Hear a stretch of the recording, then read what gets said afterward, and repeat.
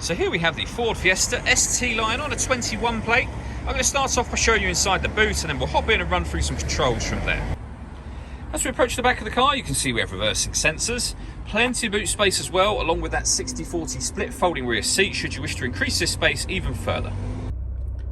Okay, now that we're inside the car, we're going to start with the dials. On the left-hand side, we have the rev counter, and on the right-hand side, the speedometer. In the middle at the bottom, we have the fuel gauge and the coolant temperature gauges. Above that, we have the main trip computer section, which includes the total miles for this car. They are 2,319.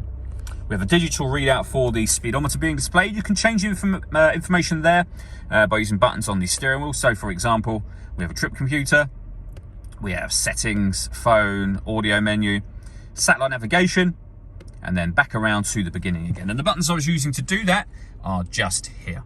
We have stereo and phone controls beneath that. Stereo controls continue on the left, along with cruise control and speed limiter.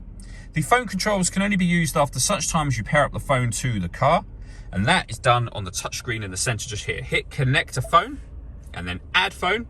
Search for your vehicle on your device and select it once it is found. And then just follow those instructions on screen from there.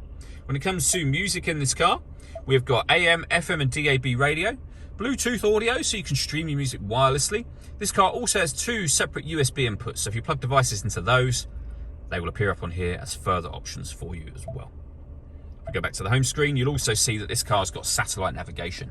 There's a full video showing how the sat-nav system works that you can find on our website and on our YouTube channel as well. Working our way down from that, we have the main volume for the stereo. We then have air conditioning, so you can adjust the fan speed, the temperature, and the direction you'd like the air to be distributed in. When you're happy with those settings, this button turns your air conditioning off or back on again. You can recirculate the air that's in the car. That's a great way of heating it up or cooling it down quickly depending on the temperature you've set here. We have a heated rear screen and a proper heated front screen as well. 12-volt charging socket, one of the two USB inputs I mentioned, a 6-speed manual gearbox, and then these buttons just here. So you can turn off the stop and start. This car is designed to cut out when it's stationary in traffic to save you fuel. The system is now off. You can turn off the traction control, and this last button will change the driving setup from normal to eco or sport.